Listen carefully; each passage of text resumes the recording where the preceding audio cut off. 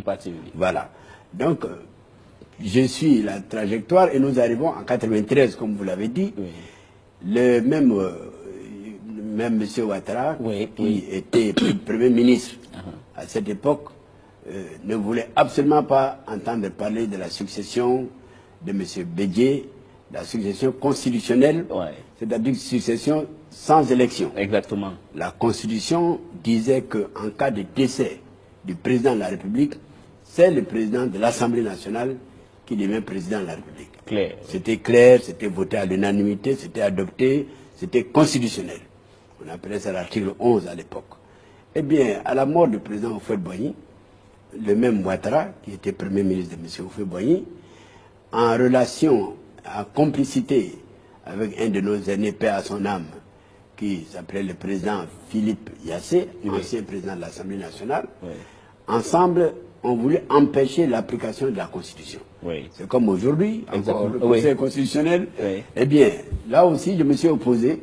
Et puisque j'étais secrétaire général du PDCI, nous avons réussi, avec les membres du bureau politique et tous les militants, à dire c'est l'application de la Constitution ou rien. D'accord. Et nous avons réussi à imposer, à faire appliquer la Constitution, et nous avons fait une transition pacifique et sans effusion de sang. D'accord. L'adversaire de M. Gbagbo. Oui.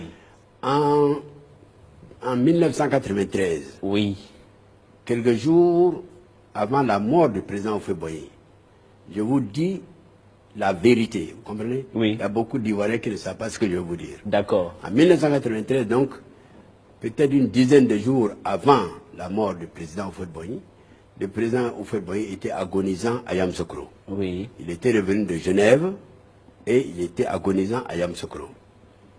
Monsieur Ouattara, Premier ministre, qui était en fait le chef de l'État, parce que dans notre Constitution, lorsque le président de la République est empêché, c'est le Premier ministre qui le représente et qui gère. Qui gère les affaires de l'État. Je peux donc dire que M. Ouattara était pratiquement le chef de l'État en Côte d'Ivoire en 1992 et en 1993.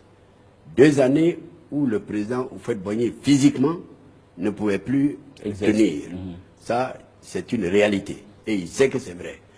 J'ai dit que M. Ouattara, sachant que je suis le secrétaire général du parti du président Houphouët-Boigny, le plus grand parti de l'époque, n'est-ce pas, m'a appelé, a eu une rencontre avec moi chez lui, m'a proposé d'être avec lui pour que la Constitution, quand le président viendrait à mourir, ne soit pas appliquée. Et je vous le dis. Et vous avez dit... Et moi j'ai dit non, parce que moi je suis pour la Constitution ou rien. Je lui ai dit non. Je lui ai dit, je ne vois pas ce qui vous permettrait de ne pas appliquer la Constitution. Et puis je ne vois pas comment vous pourriez accéder au pouvoir sans Constitution, sans élection, sans rien. C'est impossible. Donc, nous sommes restés à parler de 21h jusqu'à minuit. Il ne m'a pas convaincu. Le lendemain, c'était un samedi, il m'a fait convoquer par son allié et complice, le vieux Philippe Yassé, qui a tenté la même opération. J'ai eu le courage de lui dire, avec tout le respect que je vous dois, président, c'est non. Moi, c'est la Constitution ou rien. Vous comprenez? Oui, monsieur. C'est pourquoi moi, je suis un homme de la Constitution. Lorsque M. Gbagbo a été élu en 2000, j'ai reconnu M. Gbagbo, alors que les candidats du PDC avaient été rejetés par la Cour suprême. Mais j'ai reconnu, parce que je dis toujours de 2 mots, il faut choisir le moindre. Ceux qui aiment la Côte d'Ivoire ne doivent pas prendre la voie des troubles en Côte d'Ivoire. Vous voyez, nous perdons du temps. Depuis 2000, nous sommes dans les troubles jusqu'à aujourd'hui. On n'a jamais voulu laisser M. Gbagbo gouverner correctement et conformément à la Constitution notre pays. Eh bien, j'ai reconnu le régime en 2000. Le président Gbagbo a été le premier à proposer un gouvernement d'ouverture. Le PDCI que je dirigeais a eu 4 ministres. On a proposé 7 ministres à M. Ouattara. Il a refusé.